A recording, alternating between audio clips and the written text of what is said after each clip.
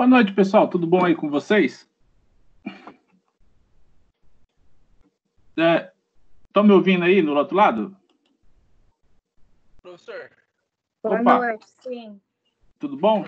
Eu esperei um pouco aqui, uns 15 minutinhos, para ver se a galera chegava. Chegou um pessoal, chegou 21 pessoas. Eu vou começar aqui, aí a gente já vai... Eu vou fazer uma... Deixa eu só compartilhar a tela de trabalho primeiro, já para vocês verem. Aí vai ficar mais tranquilo. Já consegue visualizar minha área de trabalho aí?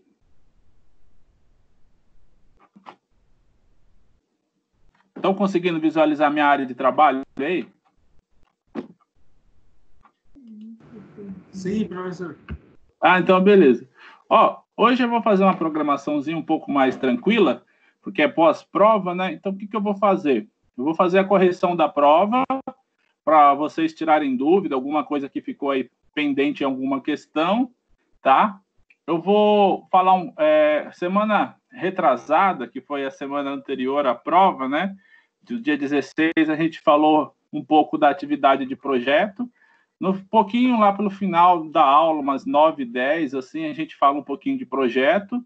Mas a ideia mais hoje é corrigir a prova, ver se ficou alguma dúvida, falar um pouquinho do tema da próxima aula e dar uma orientada aí se alguém está um pouco perdido em projeto integrado, tá? Então, eu vou começar aqui a aula com a correção da prova, tá? Conforme vocês forem tendo dúvida, vocês vão falando, professor, tem uma dúvida, e aí eu paro onde está, a gente tira a dúvida do pessoal, tá? Para ficar mais fácil, tá bom? Pode ser assim? Fechou. Beleza? Então, vamos lá. Eu vou começar aqui com a questão primeira, a gente vai passando ela aqui, aí eu vou já corrigindo ela aqui, tá? Lembrando que algumas questões que, como vocês viram aqui, né, já eram questões que estavam no AVA, né? Então, a gente acabamos, né, copiando algumas questões do AVA para já facilitar ali para vocês. Então, deixa eu começar aqui com a primeira. O sistema operacional é um conjunto de programas cuja função básica é servir de interface, né, entre o hardware de um computador e seus aplicativos, né, administrando e gerenciando os recursos como processadores, memória e disco, né, aquela primeira aula que a gente teve daquela ideia, né, do sistema operacional ser um gerenciador de hardware, né, e usuário, ser um intermediário ali para a gente poder utilizar o hardware, né, e o sistema ali para a gente poder interagir. Aí, então, ele fazia, essa questão fazia algumas afirmativas que a gente tinha que responder, né? O que era verdade e o que era mentira. Então, se a gente for pegar desde a primeira, né?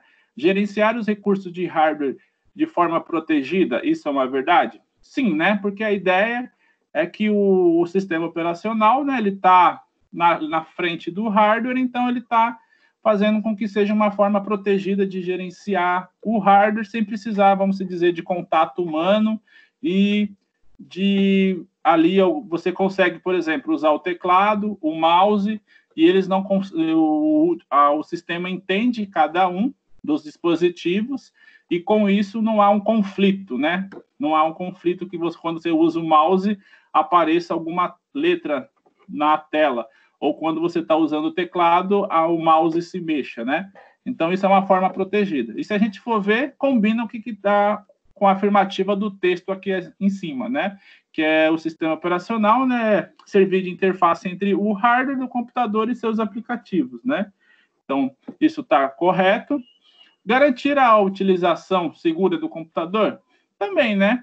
O sistema operacional, ele garante que o usuário utilize o computador de forma segura e que essa utilização seja mais prazerosa possível para o usuário, né? E a ideia principal do sistema é facilitar, né, como está aqui, o acesso do usuário ao hardware e os recursos que o sistema oferece. Então, a ideia principal é essa aqui, né? Aí, a 4 afirma, esconder a complexidade do hardware dos usuários. A ideia não é esconder, né? Ele nunca esconde a ideia da complexidade do hardware, né? Ele facilita o acesso, né? Mas ele não esconde a complexidade. Por quê? todos nós sabemos que o hardware ele está lá fisicamente e ele é gerenciado de forma lógica pelo sistema operacional. Então, isso não quer dizer que ele esconde a complexidade. Não, a complexidade está bem, né, vista lá, até porque nós usamos o sistema operacional em linguagem de alto nível, e isso faz com que seja facilitado a nossa interação, mas não que esconda, tá? Então, a resposta correta era a 1, a 2 e a 3. A 4 era negativa, né?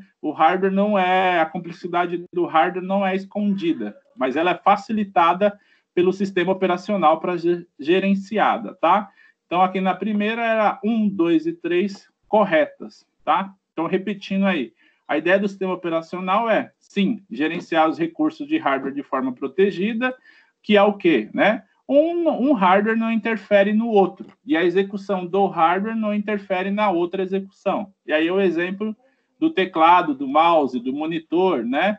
Que eles estão ali interagindo entre eles, mas cada um tem a sua seção e não tem problema de um atrapalhar o outro, né? O mouse não vai, quando você mexer, aparecer letras, e o teclado, só quando você estiver digitalizando, não vai fazer com que o mouse se mexa, né? A seta do mouse se mexa, tá?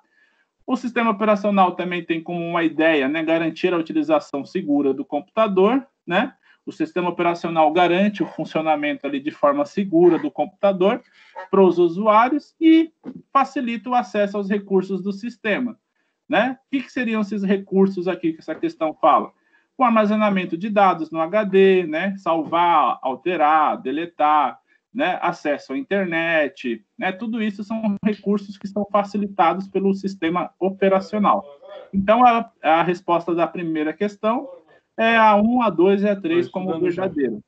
E aí a quarta, ela não corresponde como correta, porque a ideia não é esconder a complexidade, mas facilitar o acesso a essa complexidade ali. Tá bom?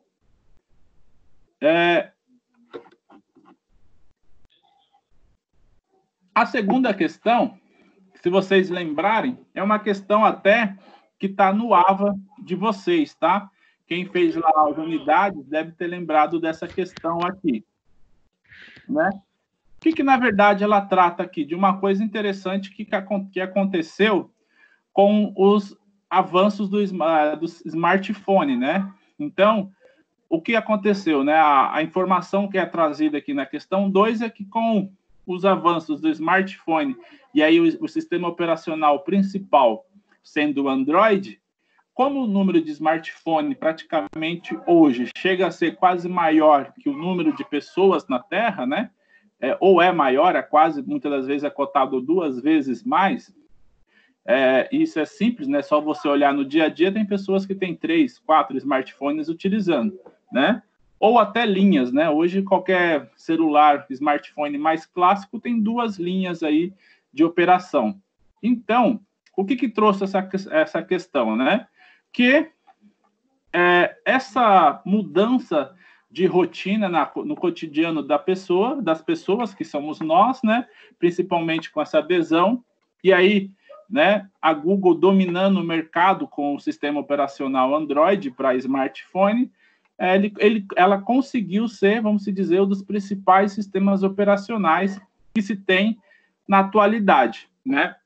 Fazendo frente à própria grande Microsoft, a Apple, né? A Linux mesmo. Então, ela é um dos principais sistemas operacionais utilizados no mundo. E aí, se a gente for pegar, hoje não é só smartphone que está utilizando Android, né? Nós temos Smart TV também, que aí é utilizado Android como sistema base ali, tá? Então, essa questão, ela trazia mais uma curiosidade, né, e perguntava qual que era a afirmativa, né? Então, ela falava, o Android do Google passou o Windows e se tornou o sistema operacional mais usado no mundo em março de 2017, né? Segundo a Start Counter, em relatório divulgado aqui nessa segunda-feira. É a primeira vez desde que foi lançado na década de 1980, né?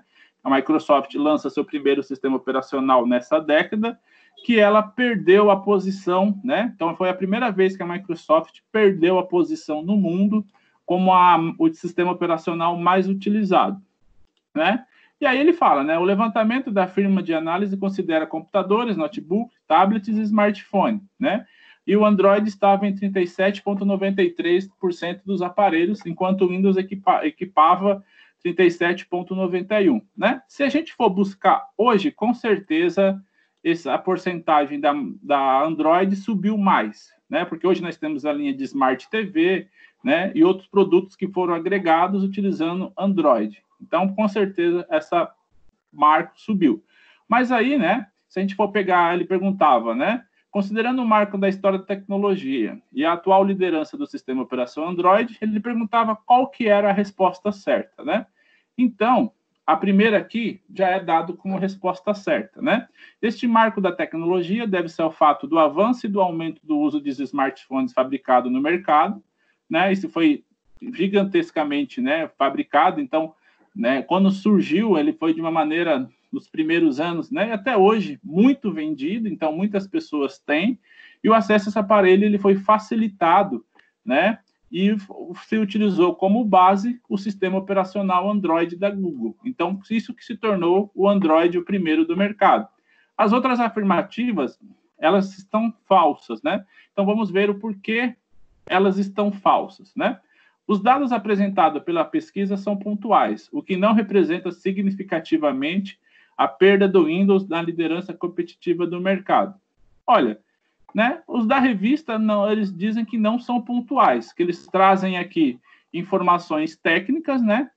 Através dos números, dos aparelhos ao qual ele verificou aonde estavam os sistemas operacionais instalados e viram que o Android era maior e que pela primeira vez na história a Microsoft tinha perdido a liderança do mercado. Então, essa aqui não é uma pesquisa pontual, mas é uma pesquisa que traz uma informação técnica comprovando que a Microsoft perdeu mercado.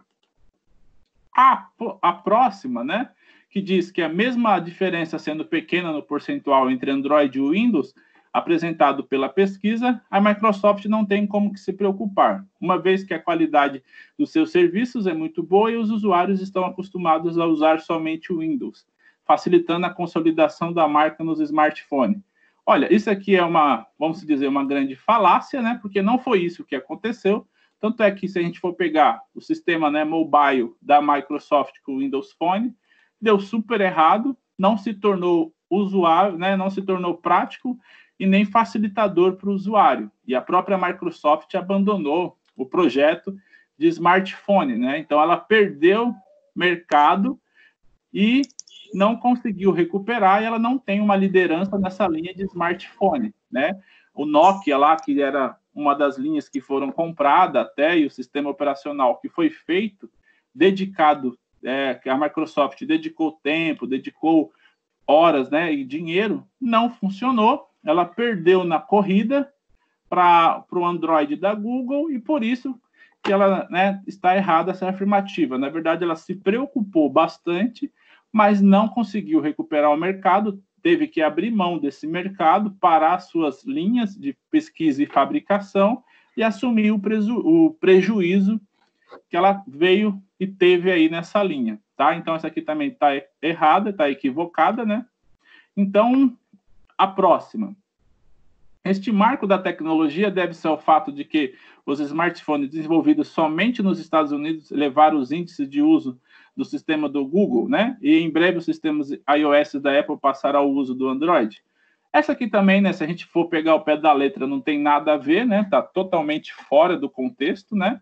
O iOS os telefones hoje estão fabricados em vários países do mundo, né? Não foi só nos Estados Unidos que foram fabricados ou desenvolvido isso, né? E tem-se que provavelmente nunca, né? Ou quase só se a Apple mudar a sua política, né? Mas a Apple praticamente é dita que não tem como passar o número de usuários Apple, passar o número de usuários Android, né? Aí você tem vários fatores, né? Você tem o fator, um dos grandes fatores é o financeiro, né? A diferença, né? A Google atacou as várias faces ali do público, né? A Apple ela só ataca uma gama do seu público, né? Então, Essa aqui também já começa pela primeira parte sendo totalmente equivocada. Os smartphones não foram só desenvolvidos nos Estados Unidos, mas foram mundialmente, e não tem essa expectativa da Apple passar um número de usuários em Android. Então, essa aqui também é bem fora da realidade do contexto que se vê, tá? E, por último, né, também tem uma outra afirmativa errada ali, né, que é, durante os anos, o Windows foi o sistema operacional dos computadores e notebooks, fazendo com que os usuários quisessem, né, novas tecnologias. E por isso, com o surgimento do smartphone, o Windows perdeu a sua liderança. Olha, essa questão aqui, ela está errada pelo seguinte fato, né? Durante os anos, o Windows foi o sistema operacional dos computadores e notebooks. Sim, né? Mas ele não foi exclusivamente, né? Tinha sistemas concorrentes com ele, né? Além do Linux que a gente conhece, tem o próprio da Apple, né? O Macintosh, e tem vários outros, né? E aí fazendo com que os usuários quisessem novas tecnologias. Sim, né? Essa parte de novas tecnologias pode ser até bem vista, né? Geralmente nós estamos interessados em novas tecnologias, né? Mas não foi só esse fator, né? Porque o Windows ele é predominante em sistemas operacionais para computadores e notebooks, né? Quando saiu smartphone, né, foi necessária a configuração de um novo sistema operacional, né?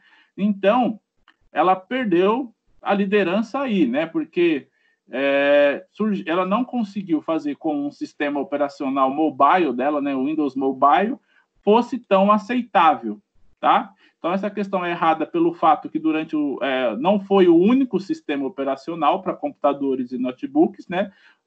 Aqui a questão deveria falar que dentre os concorrentes da época, né, que ela se manteve líder ela teve notoriedade e que, quando surgiu os smartphones, ela perdeu a corrida, tá bom?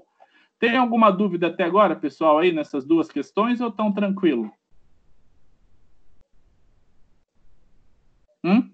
Tranquilo, professor. Tranquilo. Beleza. Então, vamos para a 3, né? Essa terceira questão também é bem tranquila, né? Foi uma questão que eu tinha até... na verdade, quase todas as questões aqui, se vocês fossem pegar aquele material da revisão, né? Tinha praticamente cada uma estava em um slide, né? Essa pergunta aqui é o que estava naqueles definições de sistema, né? Então, entre as definições de sistema, tinha sistemas de tempo real, né?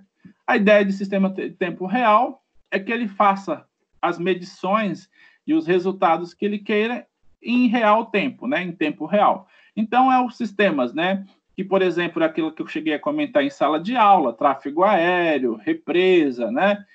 Mineradora, né? Tudo que for ali sendo sistema, por exemplo, que se mede atividade vulcânica, né? Então, isso são considerados sistemas de tempo real.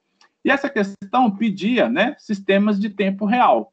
Então, eu coloquei aqui algumas afirmativas, algumas, né, tinha um ou outro detalhe que não era um sistema de tempo real. E aí a gente pedia para separar a única que fosse verdadeira, que tivesse todos os sistemas de tempo real, né? Então, vamos começar aqui pela A, né? Sistema de controle aéreo, de tráfego aéreo, beleza, é um sistema de tempo real, né? Tanto é que o cara que fica na torre, ele fica em constante, né? De uma forma constante ali monitorando. Pode levantar voo, pode pousar, tem que taxiar um pouco para poder pousar. Olha, o tempo está mudando, vamos parar, né? Sistema de usina termoelétrica também, né? Constantemente os caras estão checando a temperatura, né? Para não ter nenhum problema, né? Vendo as turbinas e tudo mais, né? Sistema de barragem, né? Controle de barragem também, está sempre monitorando ali o nível, né? Que está a barragem. Agora, o sistema operacional Windows não é um sistema de tempo real, né? É o sistema que a gente está usando aqui, mas ele não é um sistema de tempo real, tá? E aí a gente vai para a B, né? A B é correta, né? A B tem um sistema de monitoramento de refinaria de petróleo, que é mais ou menos o que a Petrobras faz com mineração, né? Em alto mar. Então, ali ela está medindo, por exemplo, a vazão de barris, né? A vazão que ela tem ali em barris em tempo real. O sistema de controle de tráfego aéreo é um sistema de tempo real, como nós falamos, né? E aí o sistema de controle de usinas termoelétricas é um sistema de controle de tempo real, né? E o sistema de controle de barragem é um sistema de controle de tempo real. Então, essa aqui era a assertiva correta, né? Agora, as seguintes, por que não eram, né? Sistema operacional Windows não é um sistema de tempo real. Sistema operacional Ubuntu não é um sistema de tempo real. O Debian, né? Sistema operacional Debian também não é um sistema de tempo real. E o sistema operacional Red Hat também não é um sistema de tempo real. São todos sistemas operacionais que não são de tempo real, tá? A próxima, né? Sistema operacional Debian, como aqui em cima está, não é um sistema de tempo real. O Windows também, né? Sistema operacional Windows não é um sistema de tempo real. Sistema de controle de barragem é um sistema de tempo real. E o sistema de controle de usina termoelétrica é um sistema de controle real. Porém, né, tem aqui dois sistemas que não são de controle real, de tempo real. Então, estão errados, né? E aí é absurdo, né? Nenhuma das alternativas é a correta. Então, essa também foi bem tranquila. A 4, né? Era praticamente o próximo slide da nossa revisão, né? Tinha o slide que falava sobre o tempo real, o sistema de tempo real, e depois vinham os tipos de sistemas, né? Quais tipos de sistemas que nós trabalhamos, né? E aí, né, são exemplos de tipo de sistemas operacionais, né? Sistema monoprogramáveis, monotarefa, beleza, né? Agora, sistema com múltiplos processadores e sistemas bancários. Sistema com múltiplos processadores, beleza. Agora, sistemas bancários, a gente nem chegou a falar, né? Então, poderia já ser desconsiderado, tá? Aqui, né? Tinha essa aqui, né? Sistema com múltiplos processadores e sistema multiprogramáveis e multitarefas, né? Se essa aqui já estava errada com o sistema de múltiplos processadores, né? Essa aqui continuava também sendo errada, tá? Agora, qual que era a assertiva correta? Sistema multiprogramáveis ou multitarefa, que a gente chegou a ver em aula, né? E sistema monoprogramáveis ou monotarefa. Qual que é aquela ideia, né? Sistema monoprogramável é aqueles computadores antigos que nós falamos em sala de aula, que a ideia era o quê, né? Uma tarefa só para executar. O usuário entra com a tarefa, processa e devolve a saída. Monoprogramável, monotarefa, né? Multiprogramável, multilinguagem de programação ali participando, Java, Python, C, JSON, XML, né? Tudo ali interagindo e fazendo multitarefa, né? É o que agora está ocorrendo agora. Estou aqui corrigindo a prova, né? Com o arquivo Word aberto, a aula está sendo online ali transmitida, então várias tarefas sendo executadas ao mesmo tempo. Então, essa aqui era a assertiva correta para tipo de sistemas operacionais, né? Outra era da mais absurda ainda, né? Porque tinha sistema operacional Windows, né? Então, é um sistema operacional, mas não tem a ver com os tipos de sistemas, né? Ele é um sistema que, se você pegar o Windows, ele se encaixa em multiprogramável e multitarefa, tá? Então, não era a assertiva correta também. E aí tinha a NDA, que não era nenhuma das alternativas, que também está errado, né? Agora, nós temos a questão 5, que também foi uma questão que foi tirada do AVA de vocês, tá? Então, a gente pegou lá do AVA, na unidade que tratava de Linux, né? Então, lá tinha algumas afirmativas, né? Que se falava sobre era verdadeiro ou falso, né? Mas era bem tranquilinho, né? Que falava simplesmente, né? O Unix Linux foi escrito em uma linguagem de alto nível, o que facilita a compreensão e a portabilidade para as outras plataformas? Sim, né? Foi escrito, tanto é que é por isso que a gente, o usuário, consegue interagir com ele, né? Então, é bem tranquilo. Possui um sistema de arquivo com uma estrutura simples? Sim, né? Que é a estrutura de salvar, copiar, né? Modificar aquela estrutura que a gente já trabalhou um pouquinho em sala de aula. Suporta protocolos de rede? Sim, né? Qualquer dispositivo que conecta numa rede, né? Como o Windows ou o seu smartphone que conecta numa rede, ele tem protocolo de rede ali trabalhando, né? Então, conectou numa rede, ele tem protocolos de rede trabalhando e suporta esses protocolos, né? E a 4, né, possui uma interface simples e uniforme com dispositivos de entrada e saída, né? Nada mais, a interface é o que vocês estão vendo aqui na minha área de trabalho agora, né? Que lá é bem simples, né? Dispositivo de entrada e saída, teclado, mouse, né? Dispositivo de entrada, o teclado, dispositivo de saída, o próprio monitor aqui que está sendo visualizado por vocês e o monitor de vocês aí que vocês estão acessando. Então, essa 5 também era bem tranquilinha a pergunta, tá? Essa 6 aqui talvez tenham causado um pouco mais de dúvida, né? Que é aquele padrãozinho do AVA, né? De perguntar sobre duas assertivas e por que falar que uma é a correta e se ela tem a ver com a outra, né?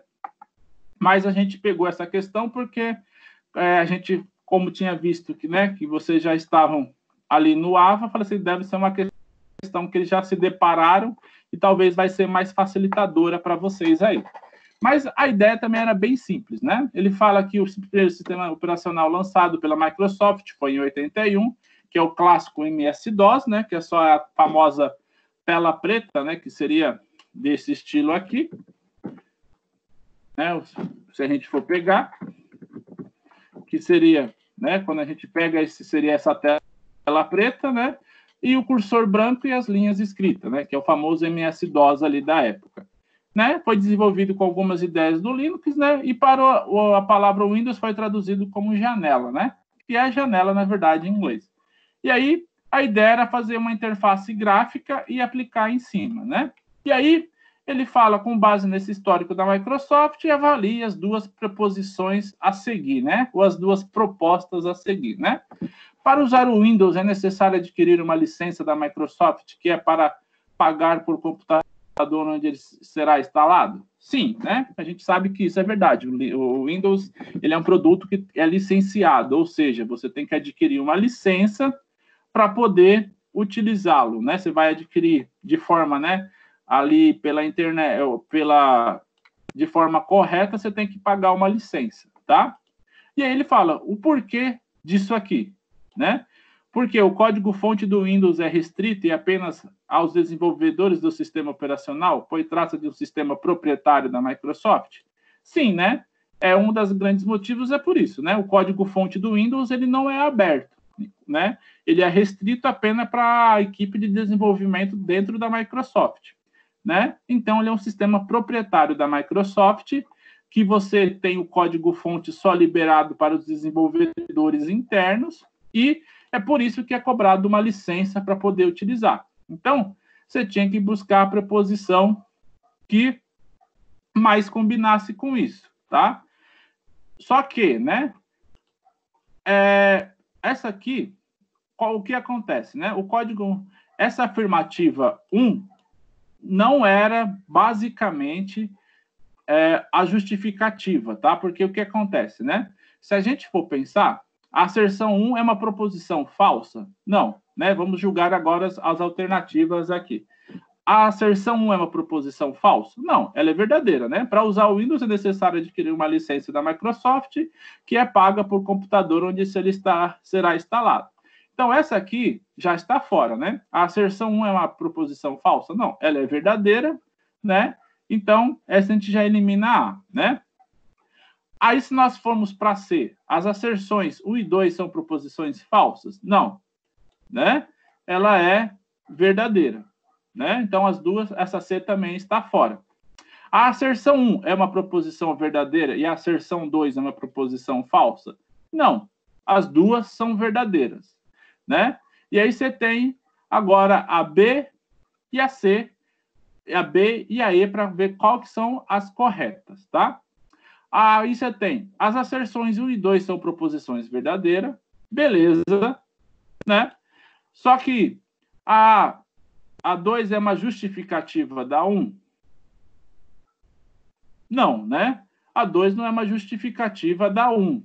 Na verdade, você tem, né, que elas são independentes, né? Não é uma justificativa da 1, não, tá? Você tem vários outros produtos de códigos aí fechados que eles não cobram licença para poder utilizar, né? Você pode pegar um software free aí, né? Por exemplo, um Movie Maker, ele tem a versão liberada free, só que ele não cobra uma licença para poder utilizar, né? Mas o código-fonte é restrito, tá? Então, por isso que essa afirmativa B está correta. A asserção 1 e 2 são proposições verdadeiras, mas a 2 não é uma justificativa da 1. Por quê? Né? Você tem outros softwares do mercado que tem o seu código restrito somente para o proprietário dele, mas ele não pode, muitas das vezes ele te permite, né? Tem alguns softwares que não cobram licença, tá? Esse era o pensamento que tinha que ser tido aqui. Até aqui tá beleza, pessoal? Tem alguma dúvida, algum questionamento aí? Não, professor, tá tranquilo. Tá tranquilo? Então, beleza. Já tá quase terminando e a gente já vai sair meio dessa repetição aqui, tá? Então, agora a gente vai para a 7, né? A 7 também era, assim, um pouco meio de ter que escrever quais colunas correspondem a quais, mas era bem tranquilo também, né? Então, a 7 era, né, falando um pouco de sistema, da estrutura do sistema operacional, mas aquela pergunta que eu dei no trabalho de vocês, né, se vocês, o grupo, né, que fez lá, todos leram lá, e na hora que fizeram essa questão, já lembrava do esquema de uma organização do sistema de operacional, né? Então, quem leu aquela resposta lá, lembrava bem tranquilo dessa resposta aqui, né?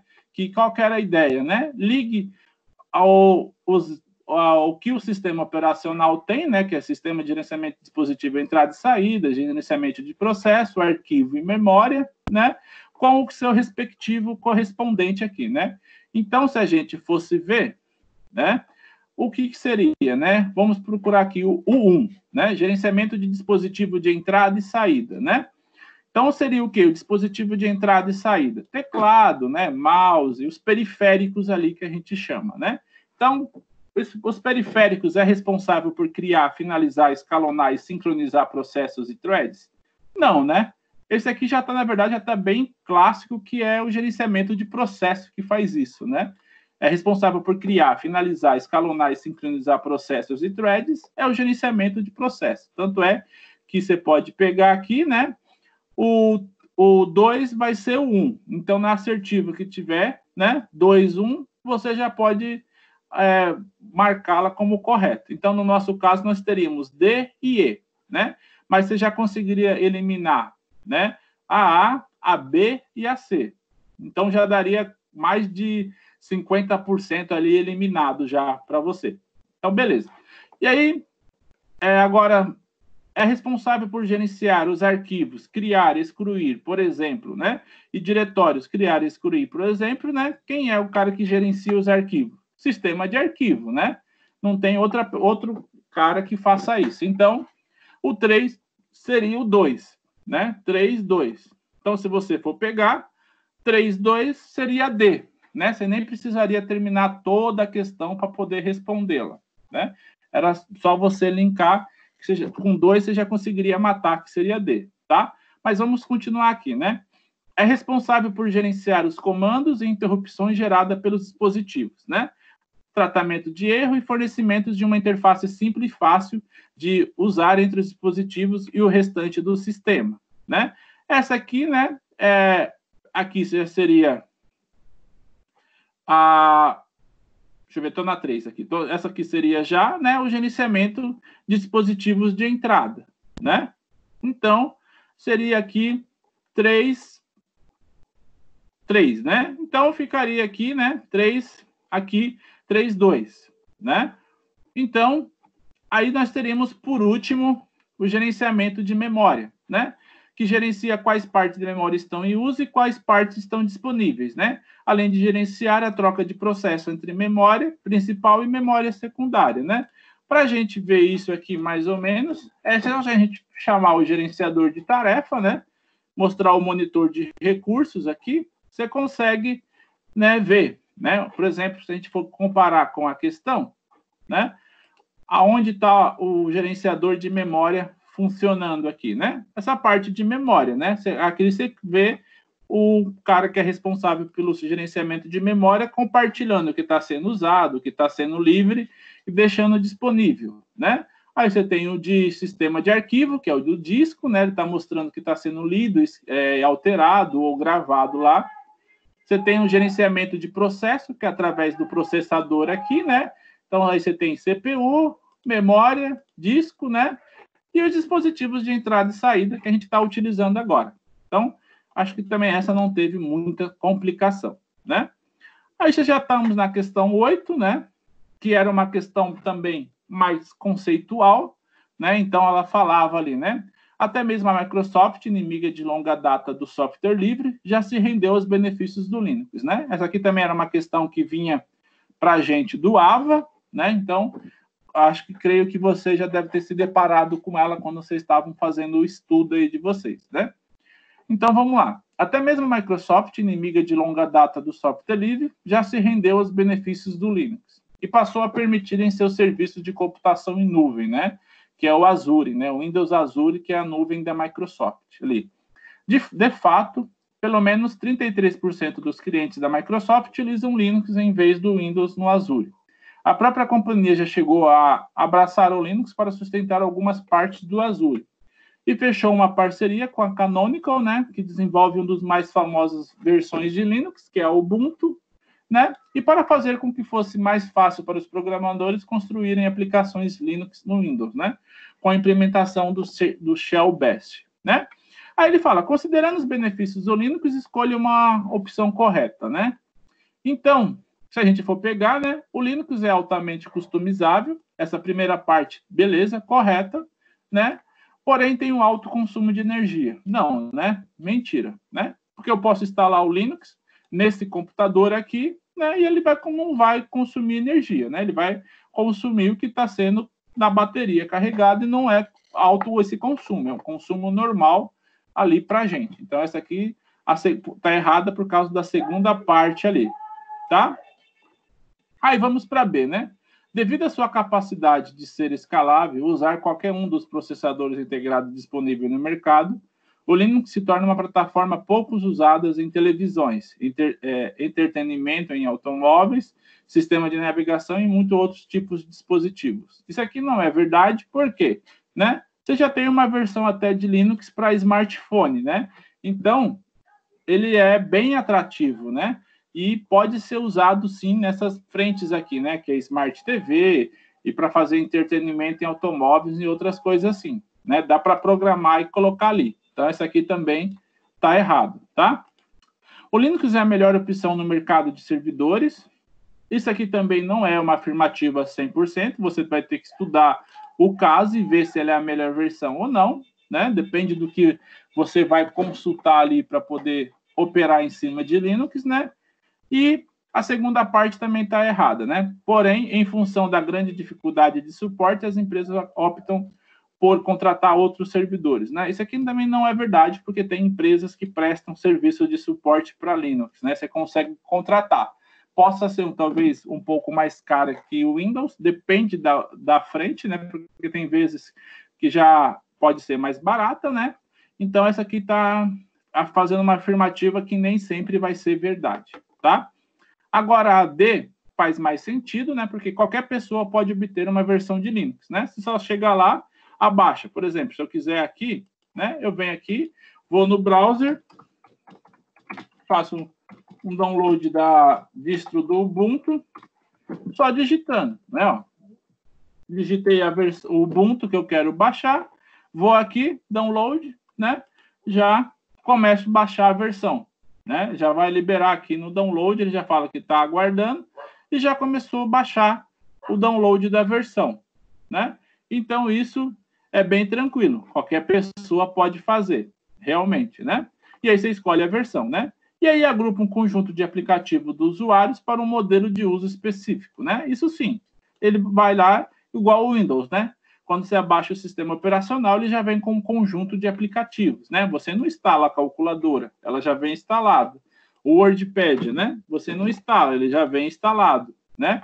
O gerenciador, o sistema de arquivos, você não instala, ele já vem instalado. Algumas coisas que garantam o funcionamento básico dos benefícios do sistema, né? Então, isso já vem instalado por default, né?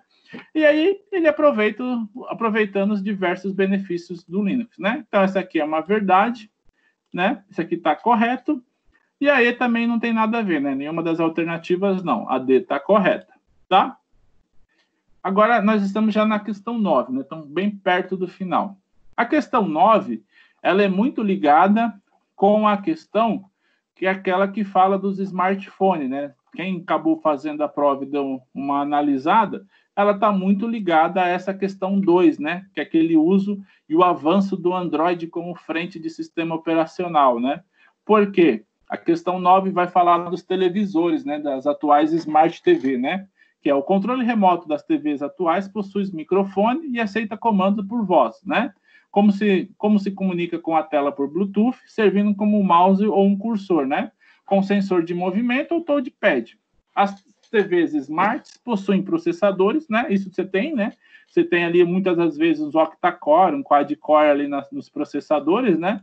São aqueles processadores que são colocados em smartphone, eles colocam nas placas dos televisores smart, né? Então, hoje você já tem um computador dentro da TV ali, né? De alto desempenho, um sistema operacional como computadores, né? Porque aí, no caso, é o Android, com plataforma multitarefa, né? Que aí já liga aquela questão 4 dos sistemas multitarefa, com multilinguagem, né? Que pode processar mais de uma tela ao mesmo tempo, né? Você consegue fazer mais do que uma visualização, né? De forma mais intuitiva e integrada, né? Então, ele fala, ó, analisando essa afirmativa, né? E as características de um sistema operacional multitarefa, né? Marca a questão correta. Se a gente lembrar, multitarefa é aquela questão que a gente acabou de resolver ali agora, que era a questão 4 que eu falei, né? Multiprogramável e multitarefa. Multitarefa executa mais de uma tarefa de forma simultânea. Multiprogramável, mais de uma linguagem, né? O Android, ele é uma linguagem de programação e muitas das vezes o Java está junto, sendo executado junto ali, tá? Então, ele falava, considere esse conceito de multitarefa, né? E responda as afirmativas, se são corretas, né? Ou não.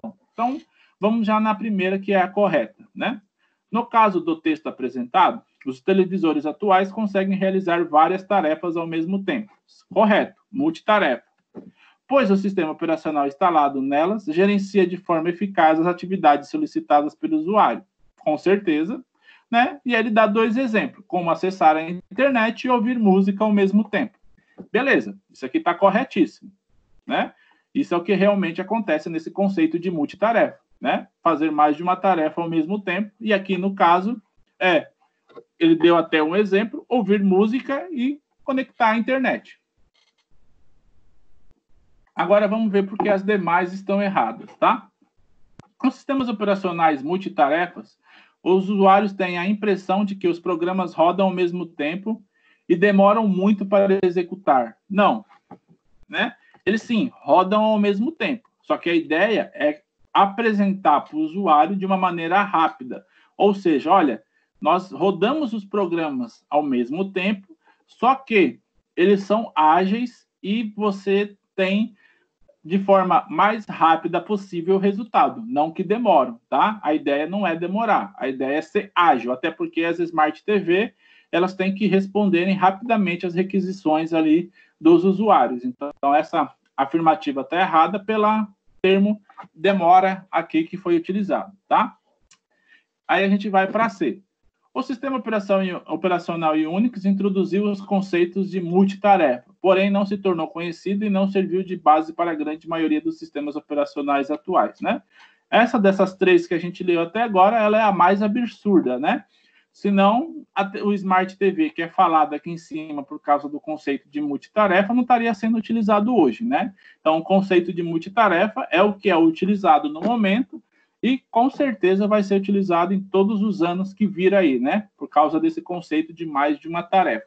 Então, essa questão aqui é absurda pelo conceito que a multitarefa não foi utilizada na maioria dos sistemas operacionais atuais. Na verdade, ela é utilizada na maioria dos sistemas operacionais, tá? Nos sistemas operacionais multitarefa, os recursos do computador não são eficientes? Claro que não, né? Ao contrário, são eficientes. É o que acontece no caso dessa videoaula com o notebook que estou usando. Ele está me conseguindo, né? Através da multitarefa, o texto, né? A utilização do Word, a utilização da internet, né? Para mandar comunicar com vocês, o gerenciamento dos processos e tudo mais que está rolando aqui agora. Então, ela é eficiente, né? Então, essa questão está errada pela essa afirmativa aqui. E aí temos a última, né? Os sistemas operacionais multitarefa têm a capacidade de rodar mais de um programa ao mesmo tempo? Sim, né? Com certeza, né? Se a gente for pegar o gerenciador de tarefa aqui, a gente for em aplicativos, né? Os programas que estão rodando 4 programas ao mesmo tempo aqui de forma eficiente no meu computador, né? Então, é eficiente, né? Porém, executam apenas 3 programas por vez? Não, né? Não tem um número específico. Aqui, se fosse N programas, beleza. Agora, 3, não. Você pode executar vários programas ao mesmo tempo, mais ou menos de 3. Então, essa questão aqui não tem nada a ver com isso, tá? Então, o que está correto é a primeira, né? As televisões atuais, Smart TV, são um exemplo de sistema operacional multitarefa, e um exemplo de multitarefa é ouvir, né, acessar a internet e ouvir música ao mesmo tempo, tá? Então, essa aqui era bem tranquila. E essa 10, para fechar, né, era também outra questão que estava no AVA, né, que falava só sobre máquina virtual ali, né, que é bem tranquilinha. A gente usa a máquina virtual para fazer simulação de sistemas operacionais, né? E aí nós temos o exemplo clássico e muito bem conhecido, né, do VirtualBox, né, que é um virtualizador de máquina virtual, que é esse aqui que está aparecendo aí na tela para vocês agora, né? Ó, essa é a interface dele, bem amigável, né? E aqui você instala as máquinas virtuais, né? Eu, por exemplo, tenho uma máquina virtual Ubuntu aqui, né, que é uma máquina virtual de Linux, né? Eu instalo de forma virtual esse sistema, ele vai emular um sistema, né? O sistema operacional que está instalado acha que é um hardware real, mas ele é um hardware virtual, né? E aí ele trabalha em cima. Então, aqui é um hardware virtual que eu configurei para uma máquina virtual Linux, né? Então, a ideia é fazer simulação, né? E aí, em cima dessa questão, né, foi pedido alguma explicação, algum argumento bem tranquilo ali para vocês. Deixa eu agora vê-los aqui, né? Então, a gente falava da vantagem de ter uma máquina virtual, que é simplificar a instalação, e aí você poder testar o ambiente, qualquer variável que der errada, você pode reiniciar ou simplesmente deletar a máquina virtual, né? E utilizar outra máquina virtual. Então, a gente fazia algumas afirmações e perguntava qual dela era correta, né? Então, se a gente for considerar os conceitos de máquina virtual, o que nós podemos dizer que é correto, né? As máquinas virtuais não podem ser instaladas em qualquer plataforma de sistema operacional? Não, podem ser instaladas em qualquer plataforma. Tanto é que esse virtualizador aqui, né? O VirtualBox que eu estou utilizando, você consegue vir aqui na internet, né? Fazer o download do VirtualBox para outras versões que não seja o Windows, né? Ele tem para versões Linux, né? E aí você consegue simplesmente abaixar para a versão que você quer, ó. Tem para o Windows, tem para Solaris, tem para Linux, tem para iOS, né, da Apple. Então você consegue baixar várias versões. Então, essa afirmativa aqui, que não pode ser instalado em qualquer sistema, está errado. Pode ser instalado, né? A ideia aqui da B, né? Utilizando uma máquina virtual, né? Ele tá falando aqui.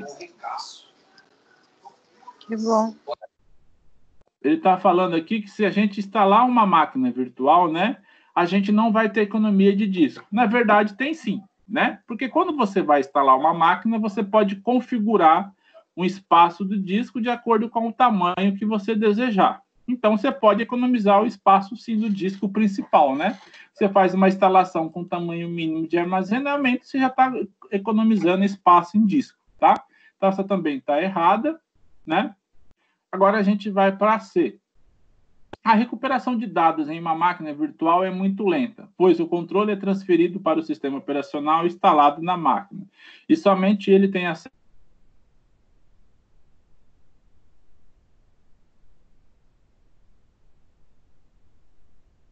Para começar, você vai depender a recuperação de dados de uma máquina virtual, né? É bem rápida e simples, né? Você teve um problema, você deleta a máquina que está com problema, cria uma nova, ou você tem um backup salvo, você importa a máquina e sobe lá da onde você parou, né? Então, isso aqui não tem muito a ver, não. É mentira isso aqui, né? A máquina não vai demandar tempo. Lógico que ela vai depender da estrutura física do hardware disponibilizado. Quanto melhor o hardware, mais rápida a recuperação ali do ambiente, tá?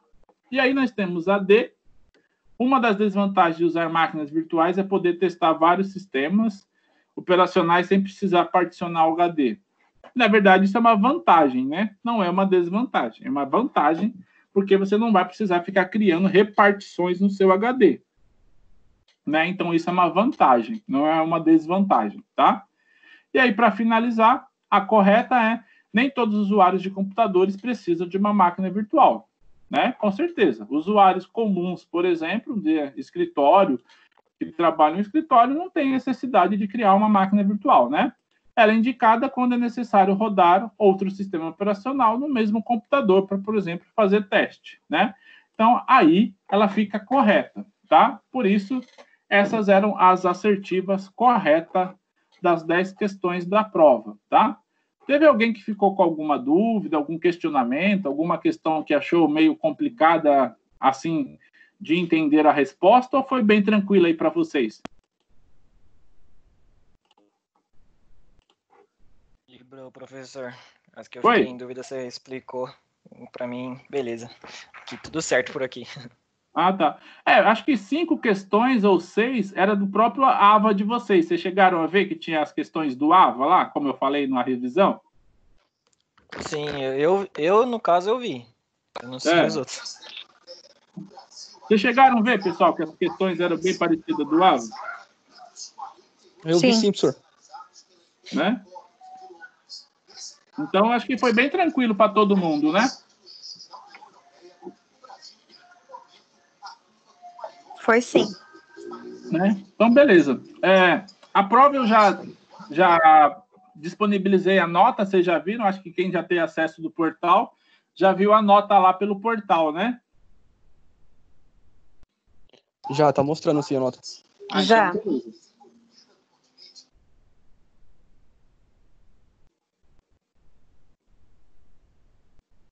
Então, tranquilo. Qualquer de projeto integrado também eu já disponibilizei, né? Então já está lá também para vocês. Qualquer coisa é só dar uma acompanhada lá. Tiver alguma coisa, mandar por e-mail lá que eu já respondo para vocês sobre as notas, tá? Então, acho que a gente fecha o primeiro bimestre, né? O que eu vou fazer hoje, né? Agora já são 8 horas. Vamos falar um pouquinho de projeto integrado. De projeto integrado, né?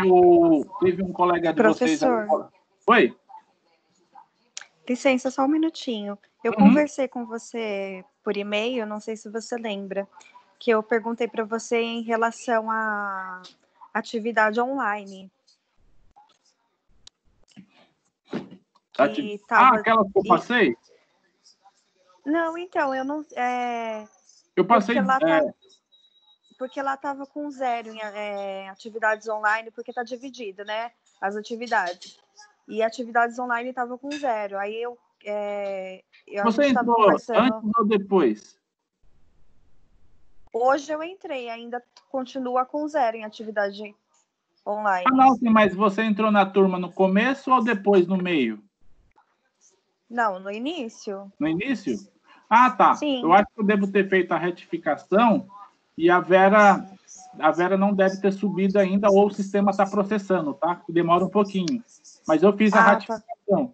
Aí, qualquer coisa, aguarda entre hoje, amanhã é feriado, né? Mas segunda-feira, se não subir, você me manda um e-mail de novo que eu vou ver com a Vera o que aconteceu, tá? Porque ela mandou um comunicado para mim falando que ela tinha aceitado as minhas ratificações hoje. Ah, tá bom, obrigada. Tá bom? Aí, como tem um tempinho de sistema processar e subir para vocês, né? Então, não sei se apareceu agora ou ainda não apareceu, mas talvez apareça no processamento aí. Tá ok, obrigada. Tá bom? É que a gente tem que fazer uma notificação, aí da notificação vai para a coordenadora, né? Ela aprova e aí sobe para o sistema, mas aí tem que processar para subir para você. Tá bom, obrigada. Tá bom? Nada. Tem mais alguém com algum caso semelhante da nossa colega aí de nota que não apareceu? Tá meio travado lá?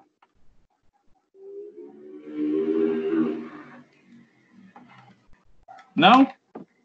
Professor. Oi. Oi. É porque assim, eu entrei depois do início das aulas. Eu não cheguei até a aula presencial. E eu queria saber como eu posso fazer para repor a nota, repor trabalho, que eu nem participei de trabalho e eu não consegui participar da prova também. Ah, você não conseguiu fazer a prova? Não. Então, a prova ela vai ter uma segunda chamada lá para frente, mas ela não pode ficar tranquilo, pelo que eu estou sabendo, a segunda chamada ela não vai ser cobrada. Não é só o seu caso, não. Tem outros alunos, né? Mas aí você vai fazer uma segunda chamada dessa prova e não vai ser cobrado por esses novos alunos. Tá, obrigadão. Tá? Aí vai ter um momento que eles vão falar de segunda chamada, você vai acessar, vai estar disponível, aí você pode fazer a prova. E será que eu vou precisar fazer algum trabalho para repor essas notas? Olha, você chegou a fazer o trabalho que eu pedi para a sala? Não, porque eu não tinha conhecimento de como funcionava tudo certinho. Ah, tá. Me manda um e-mail pedindo o trabalho, você consegue anotar aí? Espera aí. Eu vou escrever aqui no Word, aí você anota esse e-mail, me manda falando que você é o aluno novo e quer o trabalho. Isso.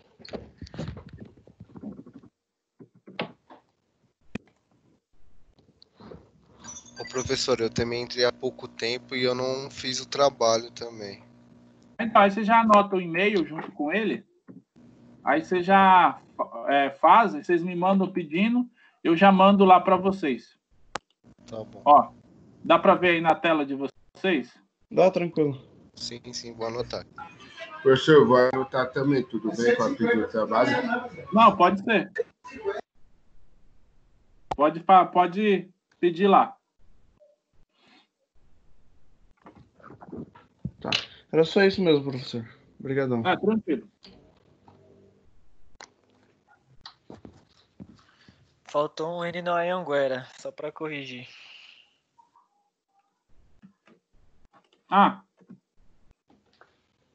Não, né?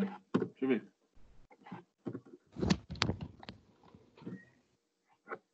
Ô, caramba, peraí.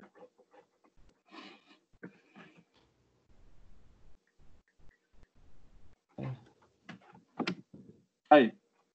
Agora tá certo. Valeu, professor. Isso aí, professor. Tá? Aí vocês me mandam pedindo trabalho, eu passo para vocês lá, aí vocês me devolvem, tá? Ok, obrigadão. Nada.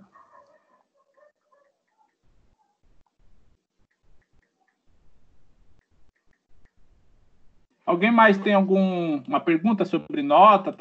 Ou tá tudo certo lá no sistema lá? Eu acabei de ver a minha e tá tudo certo aqui, professor.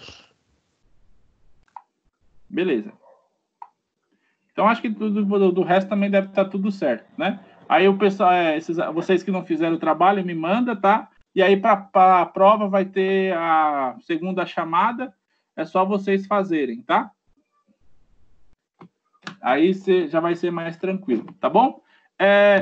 De projeto integrado, teve um amigo nosso, no começo da aula, um colega, que falou assim, como teve gente que entrou no grupo, ele pediu que aumentasse o prazo para a entrega do desenvolvimento que a gente começou na aula do dia 16, que foi a semana antes da prova, tá?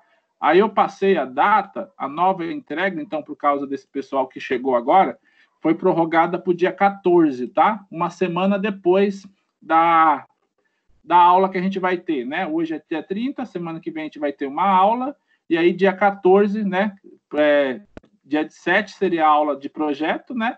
Mas aí a gente passa para o dia 14 a entrega por causa desse pessoal novo que entrou nos grupos, tá? Beleza? O professor, sobre em relação aos grupos, qual a quantidade de pessoas por grupo? Olha, a gente estava trabalhando com 15 integrantes em cada grupo. 15. Mas aí se entrou mais gente, e todos os grupos têm 15, a gente pode ver como vai fazer. Se não tiver um número, por exemplo, que dê para comprar um grupo, né? Como seria, né? Por exemplo, tem 3 grupos de 15, entrou só mais 2 pessoas, não dá para fazer um grupo de 2 pessoas. A gente tenta abrir exceção e colocar 2 pessoas em 2 grupos diferentes. Sim, então eu acho que vai precisar arrumar um outro grupo, né, professor? Porque senão, como a gente vai realizar esse trabalho? Você chegou já a ter... Você chegou já a estar inscrito no grupo da sala, o representante? Você já falou com o representante para ele colocar seu e-mail, seu número de WhatsApp no grupo da sala? Sim. Eu falei ontem, aí me colocaram no grupo, mas a gente não sabe qual grupo tem disponível, né? Aí, o senhor tem uma lista dos grupos para fazer essa divisão? Não sei. Olha, eu até tenho o grupo, mas deixa eu ver. Deixa eu perguntar para o pessoal: tem algum grupo com menos de 15 alunos que estão precisando de gente para fazer o trabalho? Até onde sabemos, professor, está completo, mas só que pela quantidade que tem em sala de aula, né? Se for ver todas as aulas que o senhor está dando, só metade está participando, né? Hoje eu estou tendo 36 alunos. Acho que semana retrasada eu tinha 50, né? E tem muita gente também que é da sala que não está no grupo também.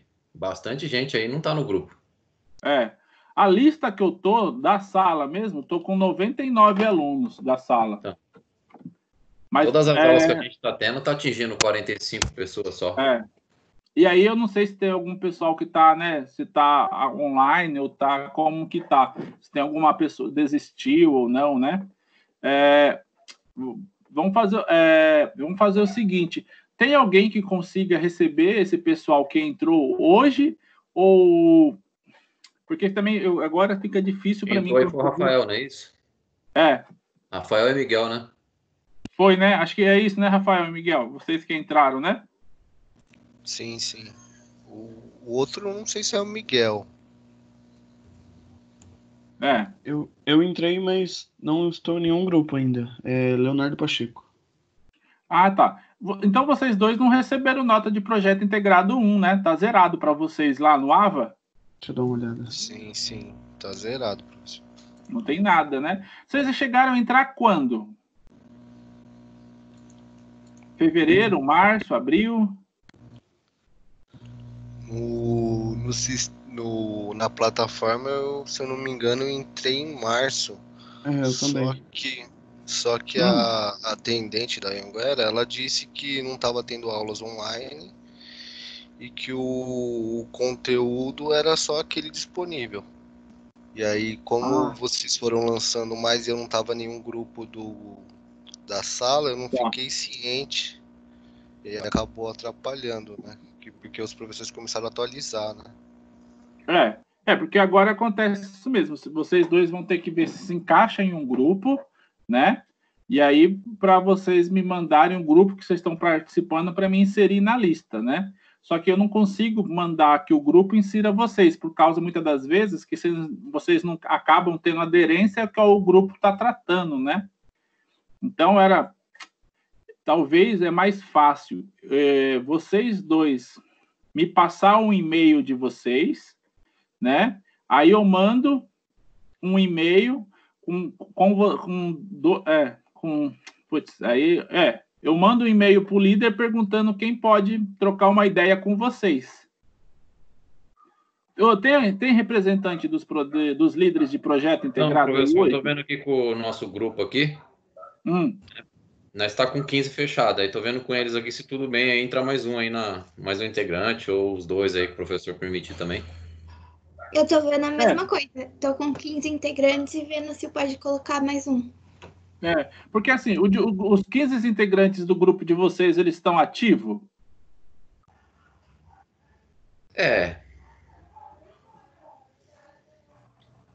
Né? A maioria. A maioria, né? A maioria tá aí. Tem gente que não dá sinal de vida, não. É. Então, que, assim, Lona, vai colocar aí mais um? Se o professor autorizar, a gente pega mais um, e a menina que falou pega mais um, que eu não lembro quem falou. Aí a gente já faz a divisão, pra não... Tudo bem. É porque assim, do jeito que tá os dois rapazes, eu, na verdade, eu vou ter que liberar, né? Porque eles não vão conseguir só eles dois fazer um trabalho e recuperar as atividades que já foram. Sim, e né? como ainda tá na escrita, né? Não tem nada ainda. Dá tempo ainda de entrar, né? Não, tranquilo. E como eu também, né? Eu creio que muitos dos grupos de vocês, acho que os 15 não estão, para as próximas atividades, vocês vão ter que ver quem vai interagir, quem não, e decidir se vai dar nota para eles ou não, né? Porque também é um pensamento meu. Dar uma nota para o cara que não parou de interagir mais é complicado, né? Vocês estão fazendo o trabalho para o resto, né? Com certeza. Então pode inserir um no nosso, professor? Não, poder pode.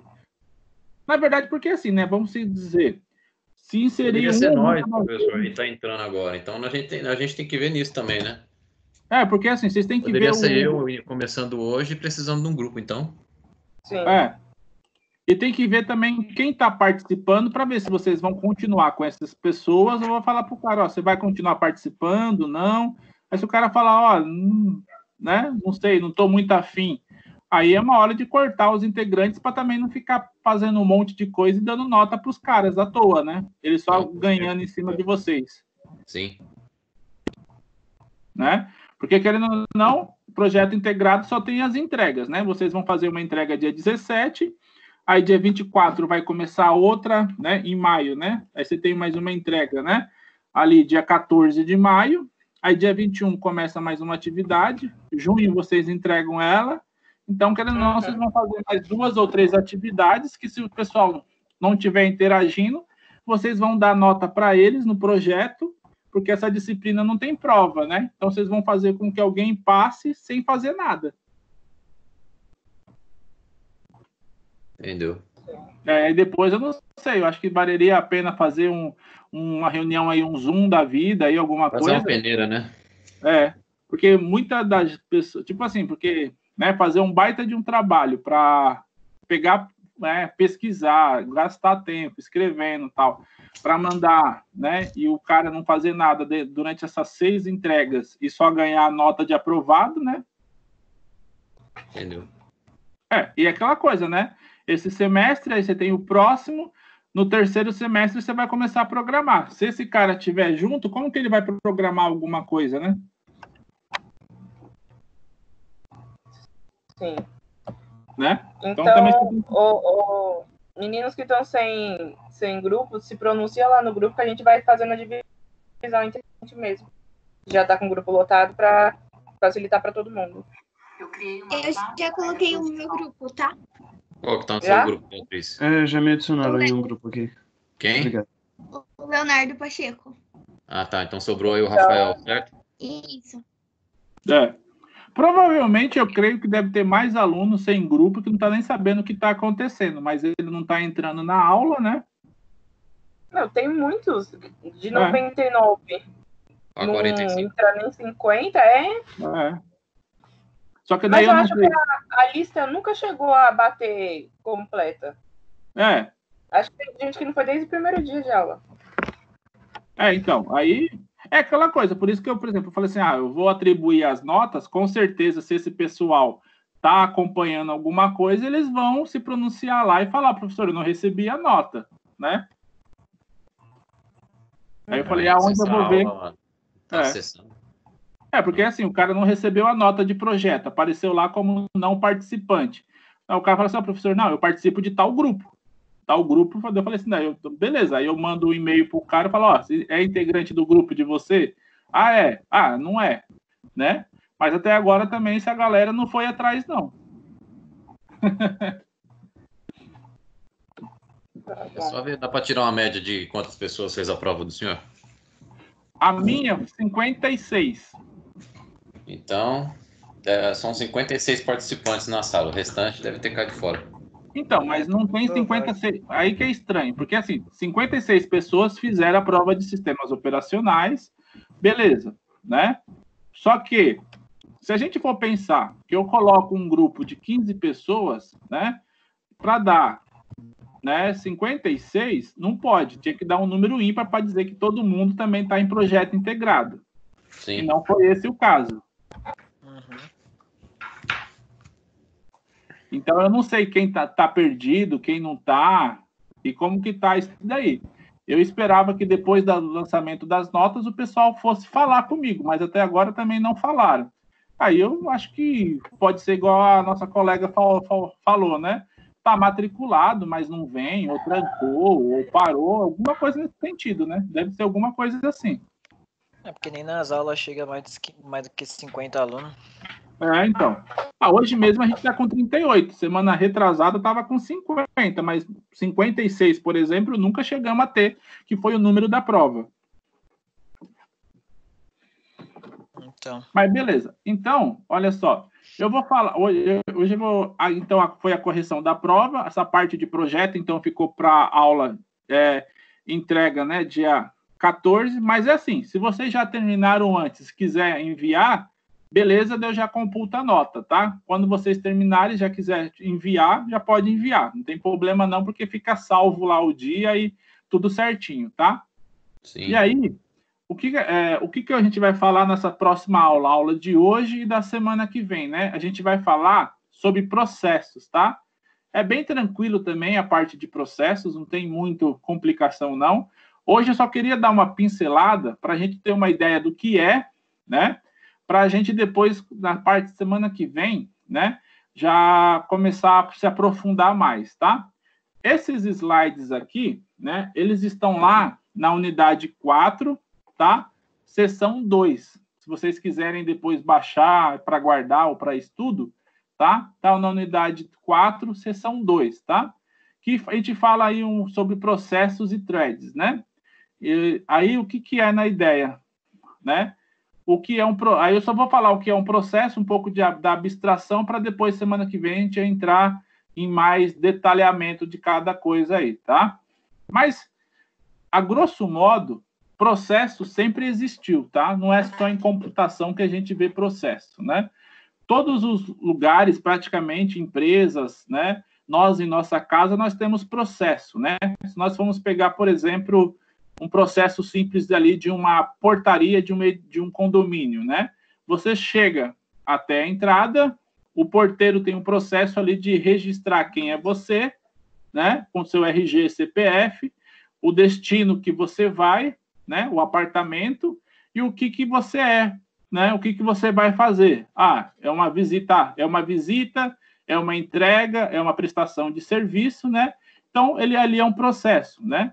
Um supermercado tem um processo, né? Você chega no mercado, escolhe os produtos, pega a fila, paga o produto, né?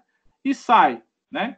Então, tudo na nossa vida é ligado a processos, né? Se você vai, por exemplo, dirigir um carro, você entra dentro do carro, dá a partida, acelera, né? Freia, e ali você faz uns processos para dirigir o carro, né? Então, tudo na vida é um processo, né? E que é nada mais do que uma abstração.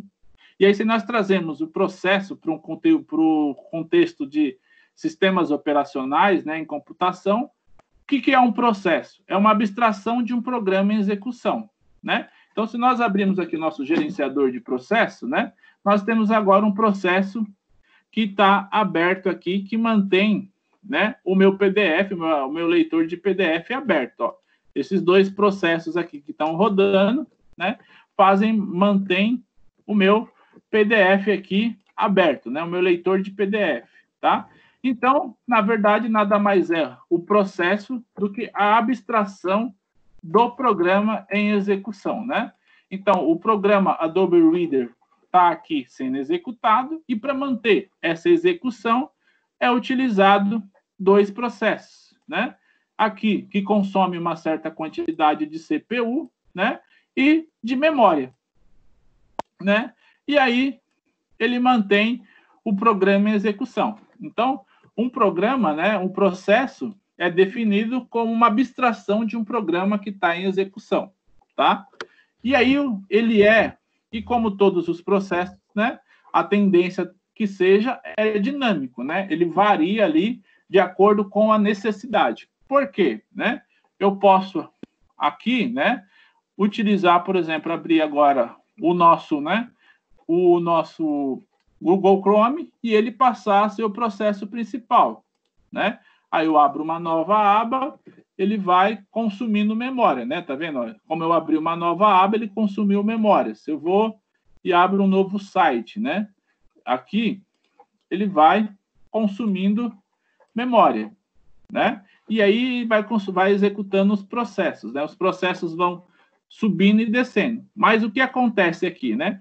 Aqui, neste momento, através dos processos, nós temos vários processos para poder executar os programas que estão abertos, né? Aqui nós temos um VirtualBox aberto, né? Então, o VirtualBox está aqui, ó, né? O que ele consome de memória nesse momento. Então, ele está sendo uma abstração para a execução do programa, né? O VirtualBox está sendo executado, o Adobe Reader está sendo executado, né? O Google Chrome está sendo executado. Então, todos esses... O Avira, que é o meu antivírus, né? Está sendo executado. Então, todos esses processos aqui, né? São abstração do programa que está em execução. Ou seja, eles estão rodando, né? Para que o programa se mantenha em funcionamento. E isso é de forma dinâmica. Por quê? Como o sistema é multitarefa, como a gente viu, a cada instante o sistema pode ou não estar sendo o principal. Nesse momento que eu estou apresentando e falando com vocês, o Adobe Reader está no plano principal. Só que o Google Chrome, o VirtualBox, né?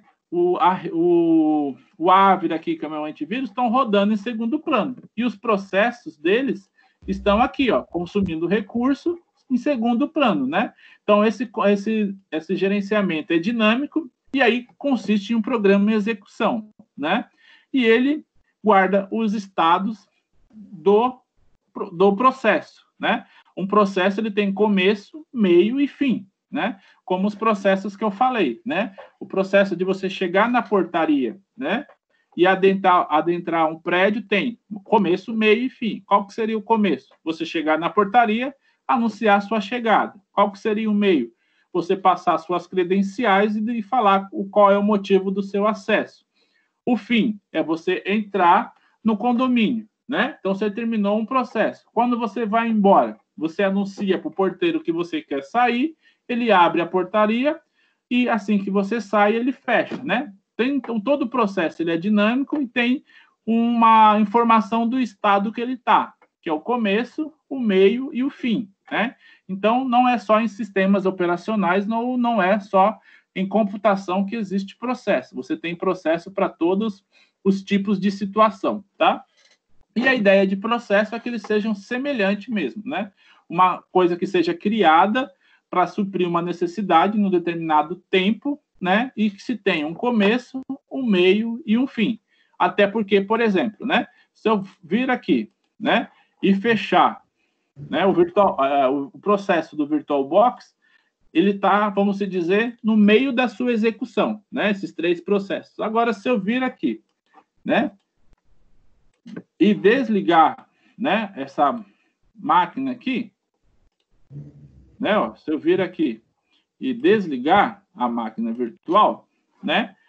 Os processos que são referentes ao VirtualBox vai se fechar como eles se fecharam aqui. Por quê? Eu encerrei o programa, então, encerrando o programa, os processos que estavam em execução para manter o programa funcionando foram interrompidos, foram finalizados. Então, ele sai aqui do gerenciador, né? Ou seja, ele vai fechar e terminar o processo, né? Então, é isso que acontece. Tem começo, meio e fim. É igual o gerenciador de tarefa que está aqui. Eu vou fechá-lo, ele termina. Então, o processo que é responsável por ele termina naquele instante, né? Então, isso não é só para Windows, né?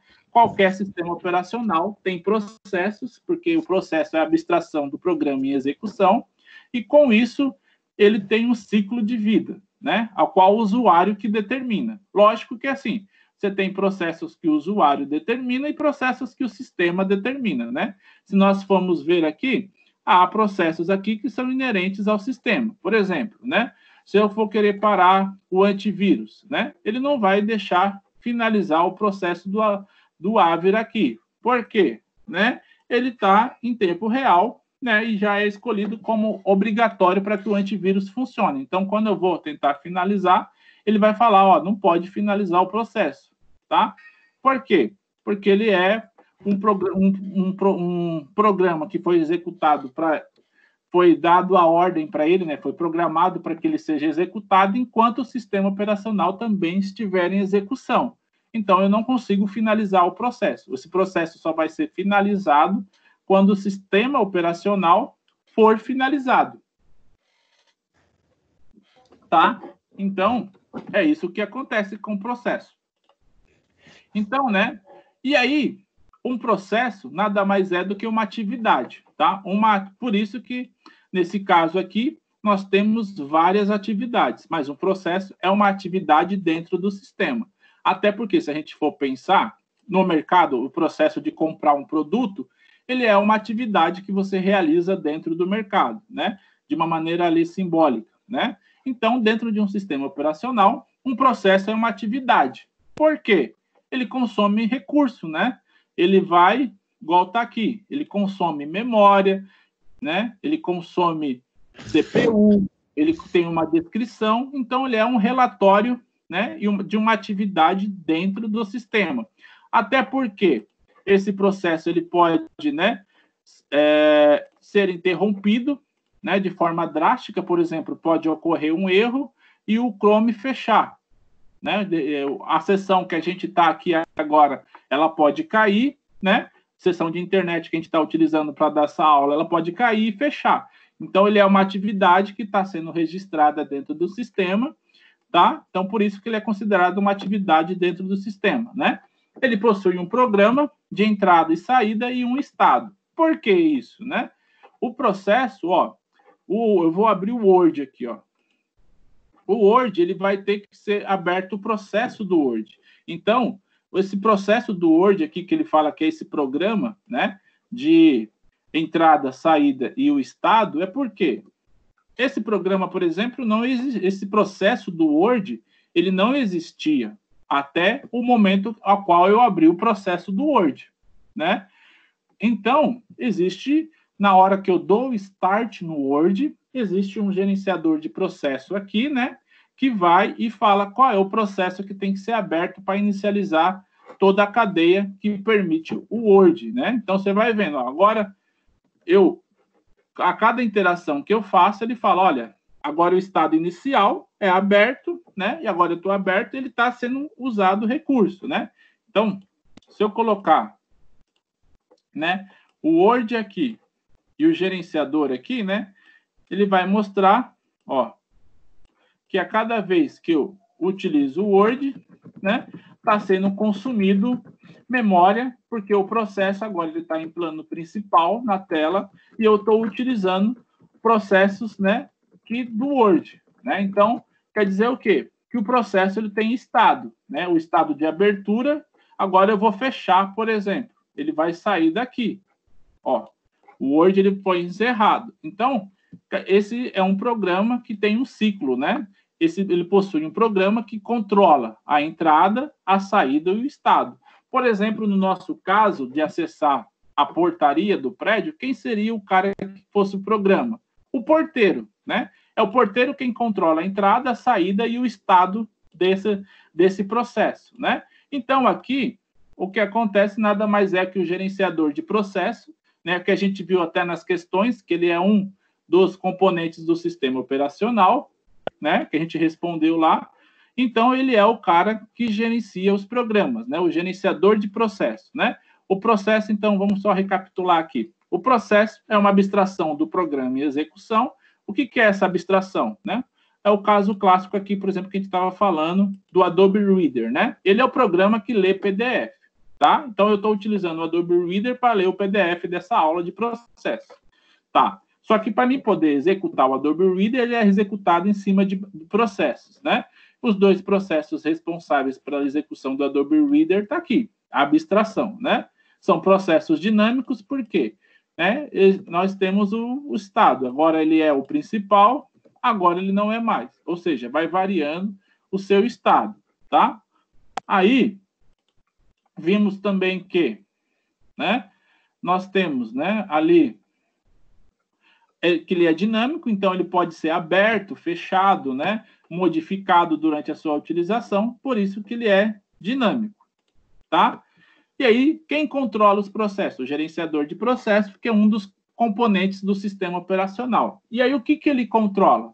A entrada, que nada mais é do que a criação, né? Por exemplo, quando eu estou aqui, agora eu abro o Word, né? Ele cria o processo em Word, né? Que permite gerenciar o Word, né? Então, ele vai a cada instante, né? Sendo utilizado. Agora eu estou escrevendo, mais memória está sendo consumido no processo, né? Então, ele é quem gerencia os processos, é o gerenciador de processo ali, tá? Gerencia o quê? A entrada, que é a criação, como a gente abriu, a saída, que é o fechamento, igual eu fechei o Word, e o estado, que é, por exemplo, o que eu faço aqui, né? Agora eu fiz a entrada do processo no gerenciador e o estado. Agora eu estou escrevendo, né, no Word. Quando eu vou salvar, o estado eu estou fazendo um salvamento, né? Então, é esses estados que ele gerencia, né? O que está acontecendo com o processo. E agora eu vou fechar, né? Ou a saída, né? Então, é esses estados aqui que o gerenciador gerencia, tá? E aí, né, a gente pode fazer o quê, né?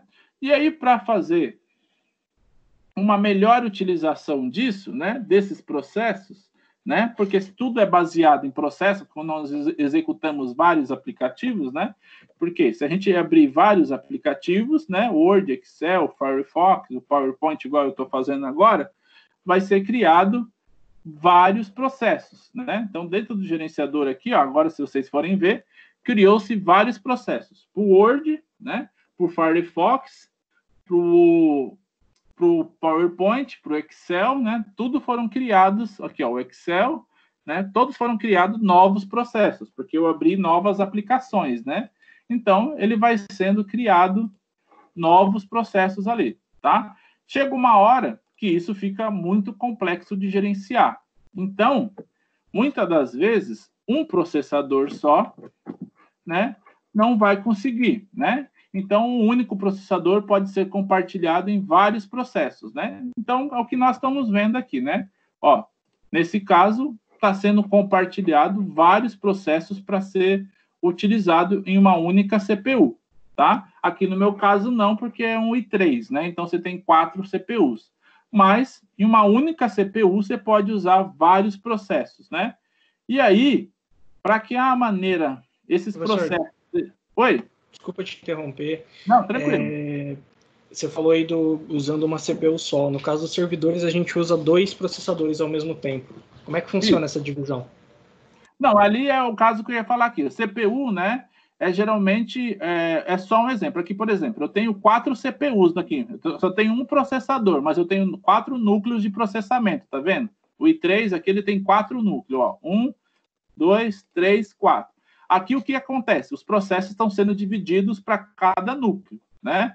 Mas isso aqui é apenas um exemplo mais clássico. Antigamente, você tinha uma CPU só, né? Que era um processador, um Atom da vida, um Celeron lá, era uma CPU só.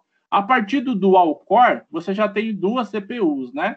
Hoje você tem já 8 CPUs ali, ou no caso de um servidor, por exemplo, se for 2 e 7, por exemplo, você tem 8 CPUs lá, né? Então, hoje as CPUs são mais, né? Então, você consegue dividir os processos entre as CPUs, né? Então, na verdade, quando o gerenciador de processo está mostrando todos esses processos, quando você vê em desempenho, você vê que tem processos rodando, né? Nas 4 CPUs que você tem, tá? Então, e aí ele mostra até o que para cada CPU está sendo consumida, ó. A CPU 1, a CPU de número 1 aqui, você pode ver que o consumo dela está alto, está sempre na metade. É o que está acontecendo com a CPU 2, né? Então, se a gente for pegar aqui, o que está acontecendo? Provavelmente, esses processos ao qual estão consumindo mais memória, que é, por exemplo, o caso aqui, se a gente pegar o Chrome aqui, né, ó, que são os mais altos, eles estão rodando nessas duas CPUs que estão sendo consumido mais recurso dela, tá vendo, ó, né? Agora, se a gente for ver os outros processos, que são os que estão consumindo menos quantidade de memória, por exemplo, esse aqui, vamos pegar um aqui, ó, esse Chrome aqui, né, de 4.732 KB aqui, né, ele provavelmente está rodando nessas outras CPU aqui que tem um consumo menor, tá? Então, hoje você já tem uma divisão de processos dentro da CPU, mas a antiga, você tinha uma CPU só para todos os processos que rodava dentro do computador. Hoje você já tem várias CPUs ali trabalhando, tá? Conseguiu pegar a ideia? Sim, sim. Então a divisão é basicamente por núcleo, né? E não por processador. Isso. Porque o que eles conseguiram fazer, né?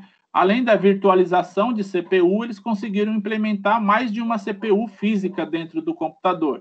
Então, o i7, ele vai ter 4 CPUs, né, 4 unidades de processamento ali, reais lá dentro de um único processador, né?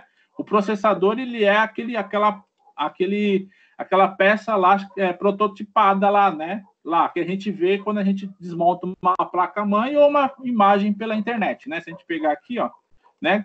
Quando você vê o processador, né? Você vê essa clássica aqui, né? Então, se você coloca, você vai ver isso aqui. Só que as CPUs, né? A central de processamento, estão aqui dentro, né? Então, o que está aqui dentro desse processador é o meu mesmo, que o meu é um Core i3, né? Esse é o processador. O que está aqui dentro é o quê? Essas 4 unidades, sendo 2 físicas mesmo, 2 que estão instaladas e 2 virtuais. Tá? E aí usado técnicas, né, de programação para poder fazer essa divisão que você vê aqui, né, para jogar para cada CPU uma maneira mais inteligente de gerenciar os processos, para não sobrecarregar uma só e deixar outras ociosas. Então, é uma maneira mais eficaz de gerenciar, tá? E aí, né, alguns desses tipos de técnicas que a gente usa aqui é a ideia de escalonamento, né? Que é usado para determinar quando o trabalho, né? Quando para o trabalho sobre um processo e serve outro processo, tá? Qual que é essa ideia aqui, né? Por exemplo, o escalonamento permite o quê, né? Fazer com que o usuário, ó, agora eu estou executando o Adobe, né? Agora eu vim aqui para a apresentação. Então, é através de técnica, né? Que a gente denomina técnica de escalonamento, que a gente sabe qual processo que deve servir o outro, tá? Aqui nós fazemos, vamos dizer, aí eu vou deixar mais para entrar na próxima aula, né? Uma hierarquia de processo, tá? O que é uma hierarquia de processo, né? Vamos mostrar aqui. Quando eu abro o Word, ele cria um processo aqui para mim, né? Se eu vim aqui, tem um único processo. Só que a gente sabe que o Word são divididos em vários processos menores, né? O que está disponível para mim aqui no Word agora, né? Eu escolher o que eu quero fazer. Isso é um processo, né? Então, agora eu cliquei no arquivo em branco, né? Isso é um outro processo que está sendo aberto. Só que aqui não está me mostrando, porque isso é feito, né? De forma oculta, né? Mas está sendo separado processos ali, né? E aí, por exemplo, quando eu vou salvar um documento, né? Aqui eu escrevi o documento e vou salvar. Isso é um outro processo que está me cuidando. Quem está permitindo eu salvar? Ó, vou salvar na área de trabalho aqui.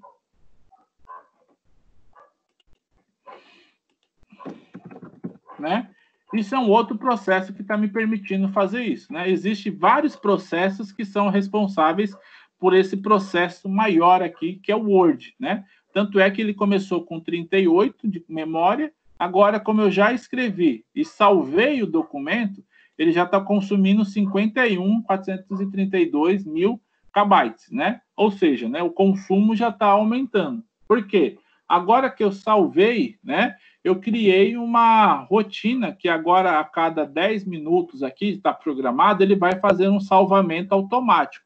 Isso é o quê? Outros processos dentro do mesmo processo, né? Eu consigo fazer subprocessos ali, tá? Ou seja, rotinas de processos que me permitem fazer algumas outras ações. Então, agora o que acontece? O Windows, por exemplo, ele está fazendo um relógio contando 10 minutos. Aí, quando der 10 minutos, ele vai fazer um salvamento automático, tá vendo? Tá até aqui, ó, salvamento automático, né?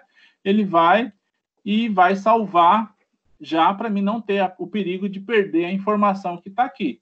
Mas isso é um processo que cuida dessa atividade aqui, de fazer essa aqui, né? Então, né, para que possa ser feito isso, é usado um algoritmo de escalonamento, né? O que esse algoritmo faz, né? Ele controla quais processos vão ter que ser utilizados e quais processos têm que, por exemplo, parar, né?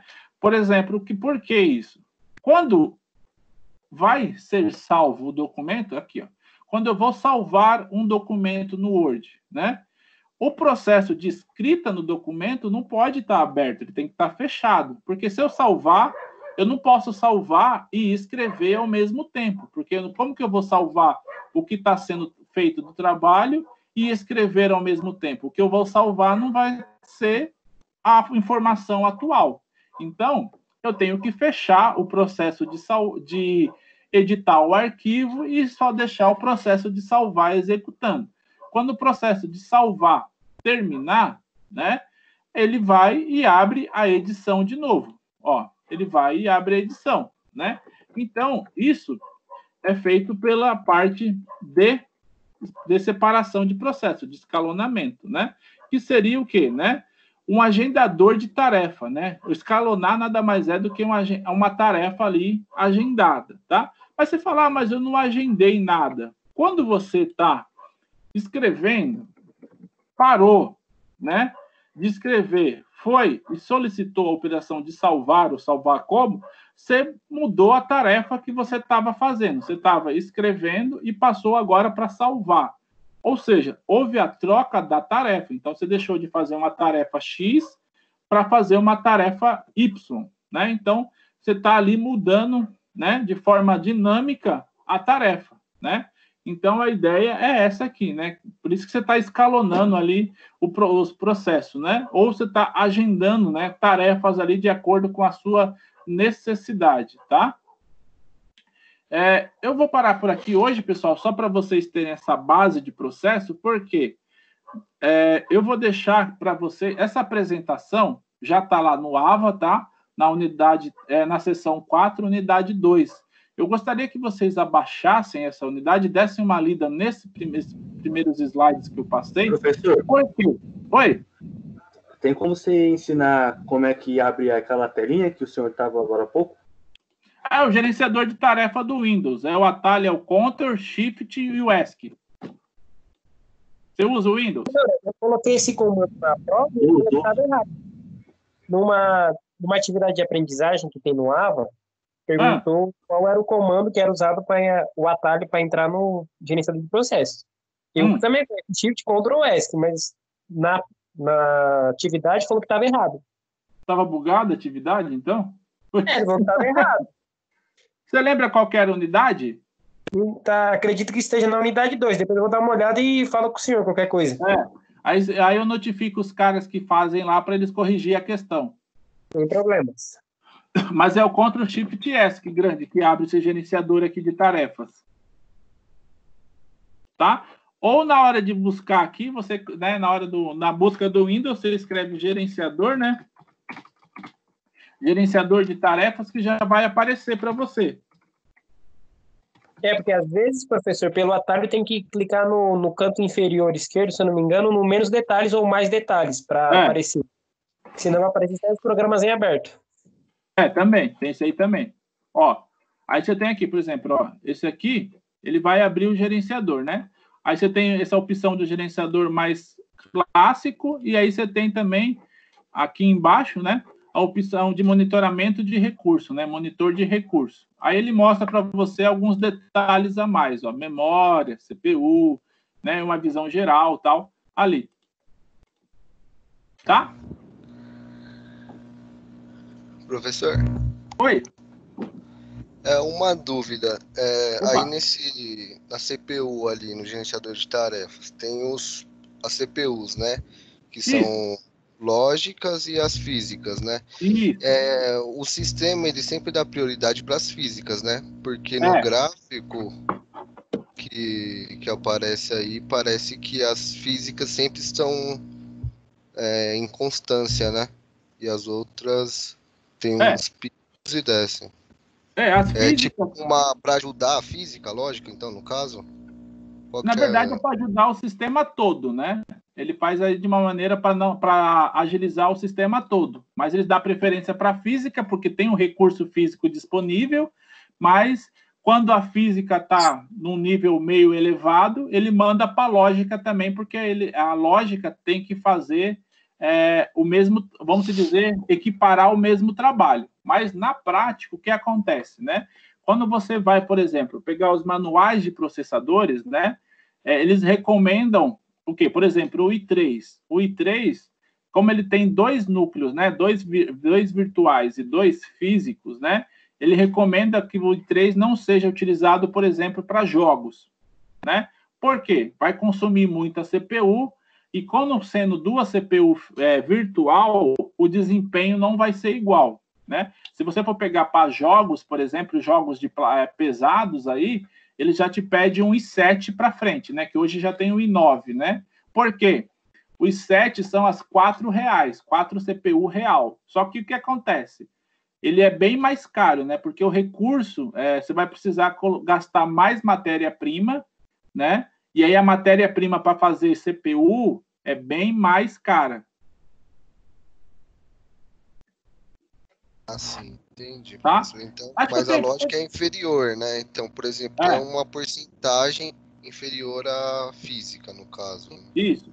Tanto é que, por exemplo, um i3, eles recomendam para a versão caseira, né? Tipo assim, você tem um notebook, um computador caseiro, e aonde você não executa, assim, aplicações, por exemplo, nem tipo Photoshop, CorelDRAW, sabe? Que você faz mais, assim, utilização de pacote Office, né? Agora, por exemplo, ele já fala, se você executa um CorelDRAW ou alguma aplicação nesse sentido, já trabalhe com o i5, porque ali já tem, por exemplo, mais CPUs reais. Agora, se você quer, além de CPUs reais, um processador que faça mais, seja mais com mais tecnologia, pegue um i7.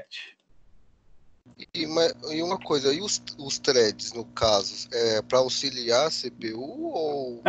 Na próxima aula eu vou entrar nesses detalhes, mas os threads são o quê? Subprocessos do processo, né? O que é a ideia? Por exemplo, né? O processo que faz o Word, você pode ver que quando eu abro aqui, né, o Word e utilizo ele é um processo bem grande, né? Ele consome um bom recurso aqui da máquina. Agora você pode ver, né, que ele está consumindo mais, até o Chrome, né? O Chrome consome recurso de memória para caramba, e os processos são pesados. Então, a thread, né, eu vou até falar mais detalhe na próxima aula, mas a thread é como se você pegasse o processo grande, né, e dividisse, por exemplo, se fosse um processo de 1 GB, você dividisse em 4 de 250 e trabalhasse ele separado e depois juntasse o resultado. Entendi. Então, threads são, na próxima aula a gente vai ver com mais detalhes, são subprocessos de um processo, tá? A ideia é o quê? Agilizar o processo principal. Como você divide ele em processos menores, então você consegue otimizar o recurso, porque você só dá destaque para o processo, para a parte do processo que está sendo usado. A outra parte você deixa stand-by e não utiliza. Por exemplo, o processo de salvar como aqui, ou o processo de salvar, né?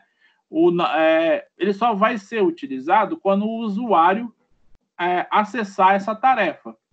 Enquanto ele não for acessado, ele não precisa estar no plano principal, ele pode estar em stand-by, só passar para a principal quando ele for acionado, né? Sim, entendi. Então, a ideia da thread é essa, que seja lá para frente eu vou explicar. Mas acho que nas próximas aulas, depois eu chego a explicar. Mas qual que é a ideia, né? É que ele seja um subprocesso, né? Você otimize o processo principal em processos menores e aí você ganha tempo, porque, né, você dividiu ele. Então, a parte do processo que não for utilizada, você nem precisa ficar toda hora chamando, processando. Você deixa ela parada lá em segundo plano, né?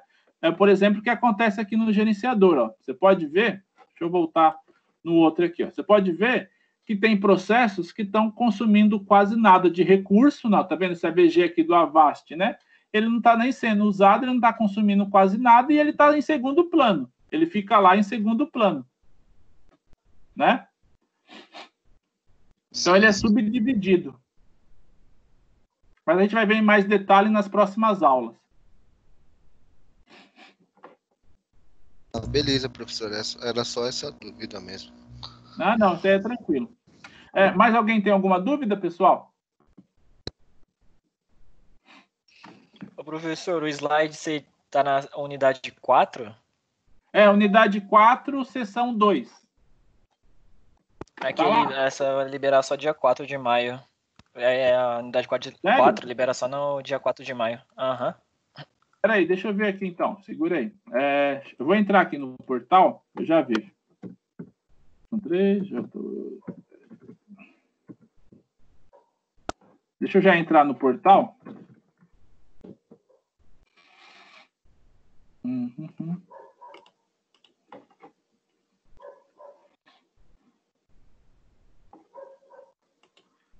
Aí eu vou colocá-la já... Qual que é a última unidade que vocês veem o acesso aí?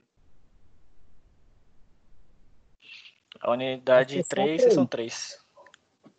Unidade 3, seção 3? Essa tá liberada para vocês agora aí, né? Isso. Então, peraí. Ó, isso. Eu vou colocar como título, ó, slides sobre processos. Eu vou colocar segue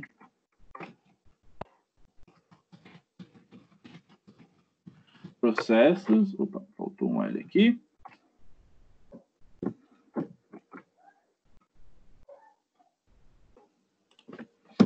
Deixa eu pegar aqui.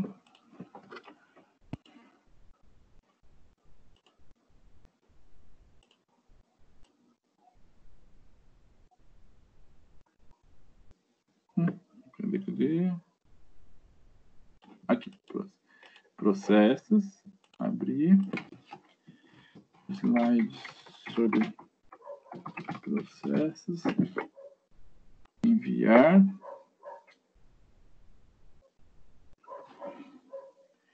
Certo, o link aqui.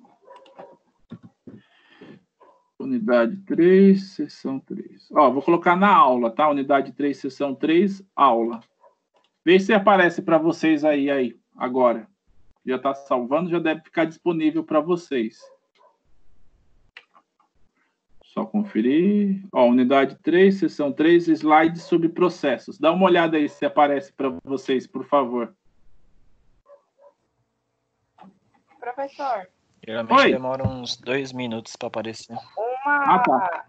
Outra dúvida, sem ser sobre isso agora, era sobre os nomes lá ainda.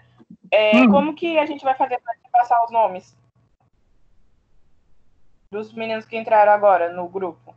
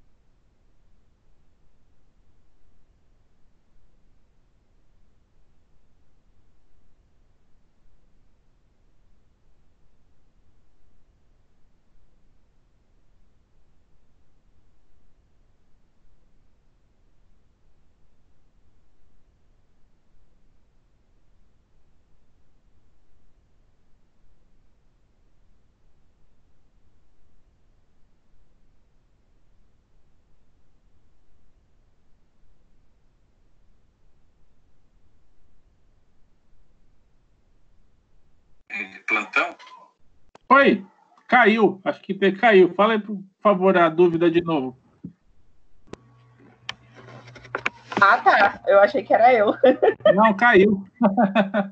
Pode falar. Então, tipo assim, em relação aos meninos que entraram agora, como que a gente vai fazer para te passar o nome e a nota? Para eles é a mesma nota que a gente, né? O nome é só mandar lá no grupo, falar atualização do grupo e apontar um novo integrante. Tá bom. Só o nome Tá? ou o nome do CPF também? Não, pode ser o CPF, para documentar. Acho que RA eles não vão ter, mas se tiver o RA, ou o CPF ou o RA. Tá bom. Tá? No que a gente manda o projeto integrado, né? Isso. Tá bom, pode deixar. Tranquilo. Tem mais alguém com dúvidas? Professor, a dúvida lá da atividade de aprendizagem que eu fiz, que estava errado, como é que faz para contatar o senhor? Pelo via e-mail mesmo? Pode ser, me manda a unidade lá e a questão, que daí eu já aviso para o pessoal do suporte. Ok. Aí te passo por e-mail. Que daí eles já mandam para o pessoal que produz o material e falam para eles corrigir. Ok.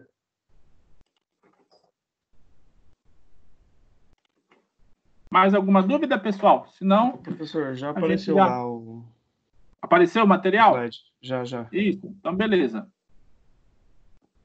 Aí já fica mais fácil para vocês lá.